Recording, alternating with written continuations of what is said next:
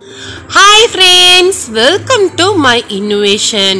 நீங்க first time நம்ம சேனலை பார்க்குற மாதிரி இருந்தா ரெட் கலர்ல இருக்கிற subscribe பட்டனை கிளிக் பண்ணுங்க. கூடவே வர பெல் ஐகானையும் கிளிக் பண்ணிக்கோங்க.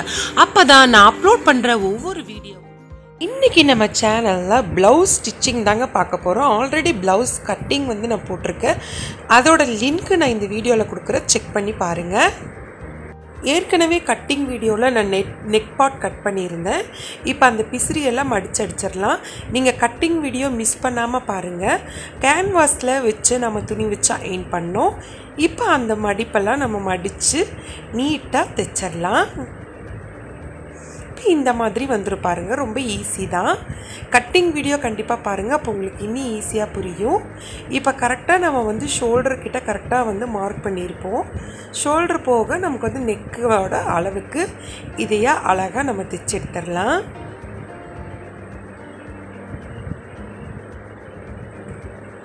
ஒரு டைம் 2 டைம் பார்த்தாலே உங்களுக்கு புரியும்.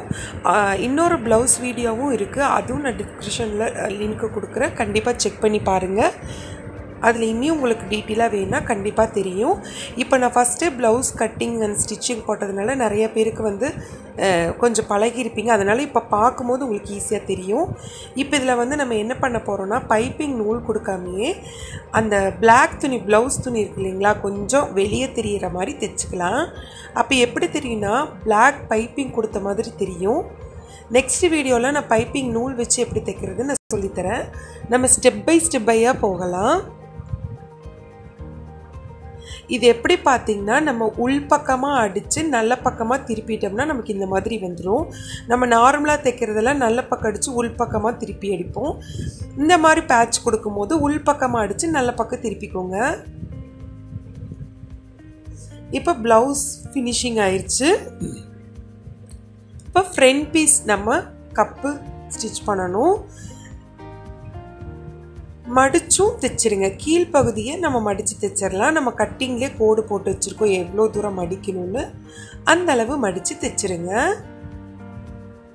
நெக்ஸ்ட்டு கப்பு கரெக்டாக நம்ம அந்த ஃப்ளீட் எல்லாமே நம்ம மார்க் பண்ணோம். எப்படி மார்க் பண்ணுறதுன்னு நான் கட்டிங்லேயே நான் உங்களுக்கு வந்து சொல்லி கொடுத்தேன். எந்தெந்த மாதிரி இன்ச்சஸில் வந்து நம்ம கட் பண்ணணும், எப்படி வந்து டாட் பிடிக்கணும்னு எல்லாமே நான் கட்டிங் வீடியோவில் உங்களுக்கு சொல்லி கொடுத்துருக்கேன். இப்போ நம்ம டாட் பிடிச்சிடலாம்.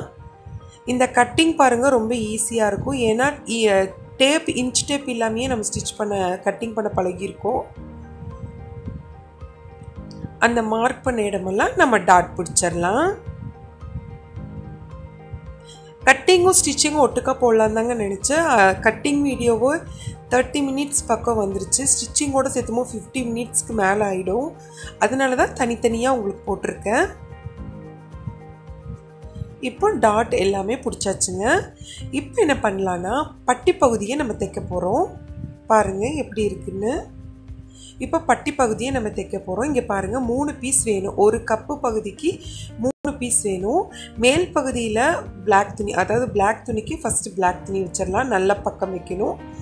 பிளாக் துணிக்கு மேலே ஒரு ஆரஞ்சு துணி, அதாவது ரோஸ் துணி அதையும் வச்சிடணும். பட்டி பகுதி துணி பின்னாடி சைடு வந்து உள் பக்கம் வந்து இன்னொரு பட்டி பீஸ் வச்சிடணும். நல்ல பக்கம் வந்து 2 பீஸ் வைக்கணுங்க. பிளாக்கும்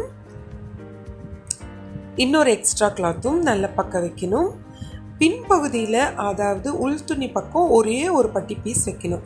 மொத்தம் வந்து 3 பட்டி பீஸ் வருங்க.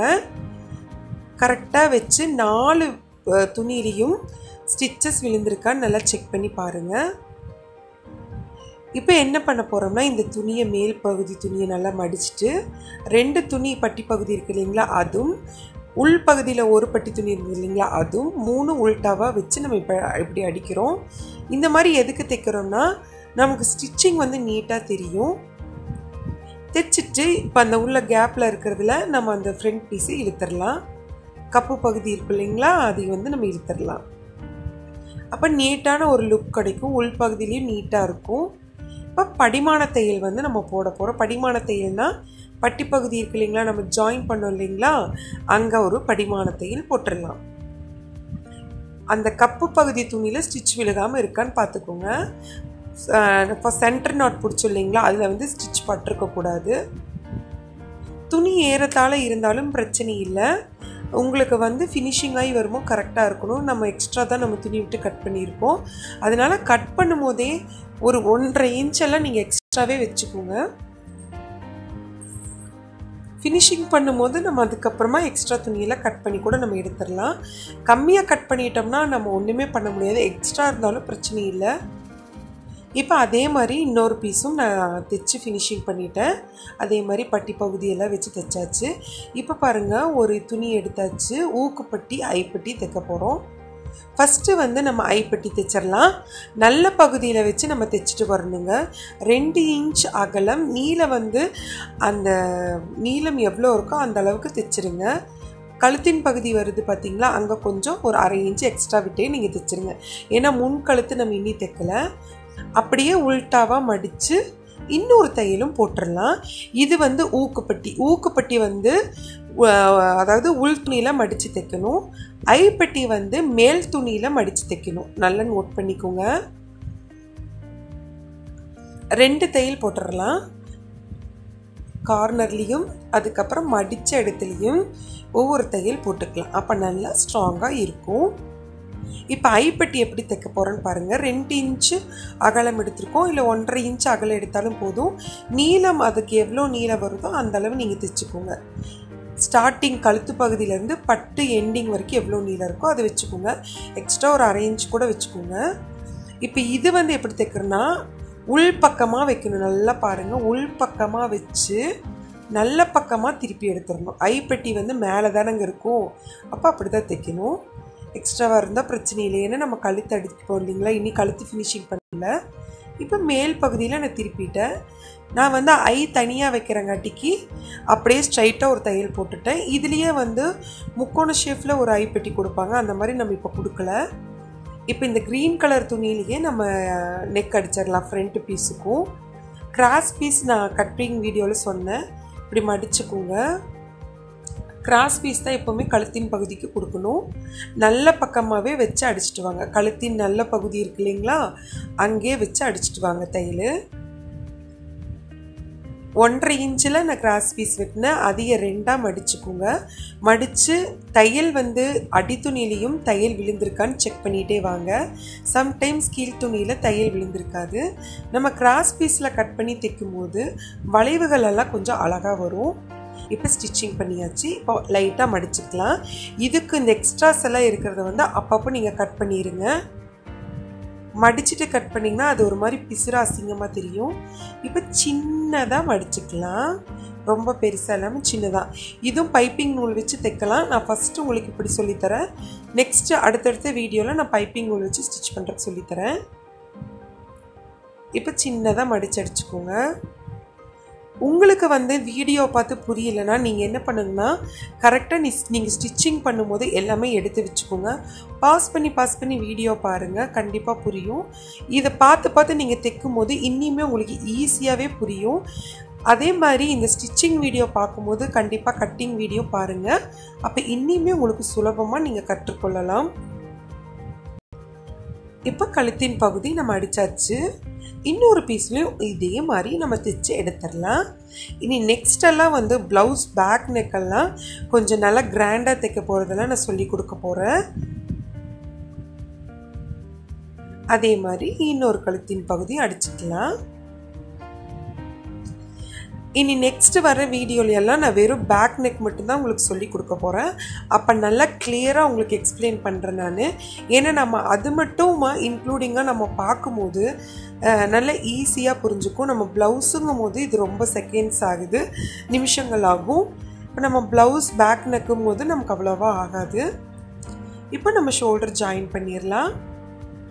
பேக் துணி நல்ல பக்கமாகவும் ஃப்ரண்ட் துணி வந்து உள் துணி பக்கமாகவும் வச்சு தைச்சிங்கன்னா திருப்பும் போது ரெண்டுமே நல்ல பக்கமாக இருக்கும். எக்ஸ்ட்ராஸ் எல்லாம் கட் பண்ணி எடுத்துருங்க ஷோல்டரில். பாருங்கள், இப்போ வந்து நம்ம கை ஜாயின் பண்ண போகிறோம். இங்கே மார்க் பண்ணியிருக்கோம் இல்லைங்களா, அது ஷோல்டர் கிட்ட வச்சு கரெக்டாக பாருங்கள், அளவு கரெக்டாக இருக்கான்னு. கரெக்டாக இருந்தால் அப்படியே நீங்கள் கீழே இருந்தே தைச்சிட்டு வரலாம். சம்டைம்ஸ் கொஞ்சம் பத்தாமல் இருந்தால் நீங்கள் ஷோல்டர்லேருந்து ஜாயின் பண்ணிட்டு வந்துடுங்க. தோள்பட்டை அளவில் இருந்து அங்கேருந்து நீங்கள் ஜாயின் பண்ணிட்டு வாங்க. இப்போ நம்ம இது ஃபுல்லாக ஸ்டிச் பண்ணி எடுத்துடலாம். கரெக்டாக நீங்கள் வந்து உள்ள ஒரு 1/4 இன்ச்சு கேப்பில் நீங்கள் ஸ்டிச் பண்ணிகிட்டே வாங்க. ரொம்பவும் விடக்கூடாது, அதே சமயத்தில் ரொம்ப கார்னராகவும் நீங்கள் ஸ்டிச் பண்ணக்கூடாது. தையல் வந்து சீக்கிரம் பிரிஞ்சிடும். இன்னொரு தையலும் நம்ம போட்டுக்கலாம். எப்போவுமே ஹார்ம்கோல் கிட்டே 2 ஸ்டிச்சஸ் போடுங்க. ஷோல்டர் கிட்ட தோள்பட்டைக்கிட்டையும் 2 ஸ்டிச்சஸ் போடுங்க. இப்போ கையை வந்து நார்மலாக நான் ஃபஸ்ட்டு வீடியோவில் மடிச்சடிக்க சொல்லி கொடுத்தேன். இப்போ இந்த வீடியோவில் வந்து நான் ஹெம்மிங் சொல்லித்தரேன். அப்புறம் மடிச்சடிக்கிறதுனா இந்த மாதிரி மடிச்சடிச்சுக்கோங்க. ஹெம்மிங்க்கு வந்து பாருங்கள், உல்ட்டாவாக இப்படி மடிச்சுக்கோங்க.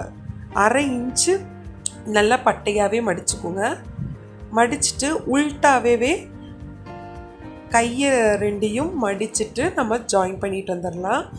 இன்னொரு கட்டிங்கும் இருக்குங்க. ப்ளவுஸு ஸ்டிச்சிங் இருக்குது. ஹார்ம்கோல் தனியாக ஜாயின் பண்ணுறது, கை தனியாக ஜாயின் பண்ணி லாஸ்ட்டில் வந்து ஃபைனலாக ஜாயின் பண்ணுவாங்க. அது இன்னொரு வீடியோலையும் நான் சொல்லித்தரேன். கரெக்டாக நம்ம கட்டிங்லேயே நான் சொல்லியிருந்தேன் எப்படி நம்ம கோடு போட்டு மெஷர் பண்ணி ஸ்டிச்சிங் பண்ணணும்னு. கோடு வந்து ரொம்ப கேப்பாக தான் நான் போட்டிருந்தேன் உங்களுக்கு பழகிறதுக்கு வேண்டி. நீங்கள் நல்லா பழகினதுக்கப்புறம் அந்த கேப்பு வந்து நீங்கள் பக்கத்துலேயே ஸ்டிச்சஸ் போட்டு வாங்க. 3 ஸ்டிச்சஸ் 4 ஸ்டிச்சஸ் போடலாம். எக்ஸ்ட்ரா இருக்கிறதையெல்லாம் கட் பண்ணிடுங்க. கட் பண்ணிவிட்டு அந்த எட்ஜ்லேயும் ஒரு ஸ்டிச்சஸ் போட்டுருங்க. ஓவர்லாக் இருந்தால் நீங்கள் ஓவர்லாக் பண்ணிக்கலாம். ஓவர்லாக் இல்லாத பட்சத்தில் நீங்கள் அந்த எட்ஜஸில் ஸ்டிச்சஸ் போட்டு வந்துடுங்க. இப்போ ஃபுல்லாக ஃபினிஷிங் ஆயிடுச்சு. பேக் பீஸில் நம்ம இன்னி டாட் பிடிக்கல. இப்போ பேக் பீஸில் எப்படி டாட் பிடிக்கிறது நான் சொல்லித்தரேன். கரெக்டாக பேக் பீஸ் மட்டும் எடுத்து அளவு எடுத்துக்கோங்க. அளவு எடுத்து ஃபஸ்ட்டு எக்ஸ்ட்ரா எவ்வளோ வருதுன்னு பாருங்கள். அதுக்கு தகுந்த மாதிரி டாட் பிடிக்கலாம். இப்போ எனக்கு எக்ஸ்ட்ராவாக மொத்தமாகவே வந்து ஒரு 1 இன்ச்சஸ் தான் வருது எக்ஸ்ட்ராவாக. அப்போ நான் என்ன பண்ண போகிறேன்னா 1/4 இன்ச்சஸ் மடித்து நம்ம தைக்கும் போது இந்த பக்கம் அந்த பக்கம் இறங்கும் போது 1 இன்ச் வந்து கரெக்டாக அந்த மடிப்பு டாட் வந்துடும். இப்போ எப்படி வந்து மடிப்புக்கு அளவு பாருங்கள். பின்பகுதி பீஸ் இருக்கு இல்லைங்களா, அந்த எண்டிங் பீஸ், அது 2யும் பின்பகுதி பீஸ் மட்டும் இப்படி பாருங்கள். இது எடுத்து இப்படி கரெக்டாக மடிச்சுக்கோங்க. மடித்து சென்டரில் ஒரு மார்க்கரை வச்சு கோடு போட்டுக்கோங்க. இப்படி தான் நம்ம பேக் பீஸ் டாட் பிடிக்கணும். ஒவ்வொருத்தரும் தோள்பட்டையிலேருந்து பிடிப்பாங்க. இப்படி பிடிங்க, பர்ஃபெக்டாக இருக்கும். இப்போ அந்த மார்க் பண்ண இடத்துலையும் எண்டிங் இடம் இருக்கு இல்லைங்களா, பேக் பீஸ் எண்டிங் இடம், இப்போ நான் கை வச்சுருக்க பாருங்கள், அதுதான் எண்டிங் இடம். அந்த இடத்தையும் இந்த மார்க் பண்ண இடத்தையும் கரெக்டாக சுருக்கம் இல்லாமல் மடிச்சுக்கோங்க. இந்த இடம் தான் அந்த ஃபைனல் பாயிண்ட் இருக்குது பார்த்தீங்களா, மடிப்பு பகுதி, அங்கே தான் நம்ம டாட் பிடிக்க போகிறோம். இந்த பகுதியும் இந்த மார்க் பண்ண பகுதியை வச்சுட்டு அந்த ஃபோல்டிங் பகுதியில் நம்ம டாட் பிடிச்சிடலாம். ஒரு 1/4 இன்ச்சு பிடிச்சிங்கன்னா 2ஆக மடித்து 1/4 பிடிக்கும் போது 1/2 இன்ச்சு வந்துடுங்க. இப்போ டாட் பிடிச்சிக்கலாம். ஹைட்டு வந்து ஒரு 4 இன்ச்சு, எல்லாத்துக்குமே ஒரு 4 இன்ச்சு 4.5 இன்ச்சு வைங்க. ரொம்ப ஹைட் உள்ள ப்ளவுஸ்னால் 5 இன்ச்சே வைங்க. ஓரளவுக்கு ஹைட்டாக இருக்கும்போது 4 இல்லை 4.5 வைங்க. இப்போ ஃபுல்லாக ஆல்மோஸ்ட் ஃபினிஷிங் ஆயிடுச்சு. ஃபஸ்ட்டு அளவு ப்ளவுஸ் வச்சு பாருங்கள் கரெக்டாக மெஷராக இருக்கான்னு. நிறைய பேர் அளவு ப்ளவுஸ் இல்லாமல் மெஷர்மெண்ட் போட்டு சொல்லி கொடுங்க, நீங்கள் அதுவும் சொல்லித்தரேன். இப்போ கரெக்டாக பர்ஃபெக்டாக வந்துருச்சுங்க.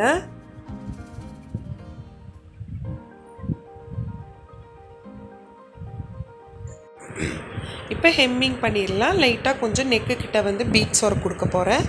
ஊசியில் நூல் கோர்த்துக்கோங்க. சிங்கிளாக கோர்த்தா போதுங்க, டபுளாக கோர்க்க தேவையில்லை.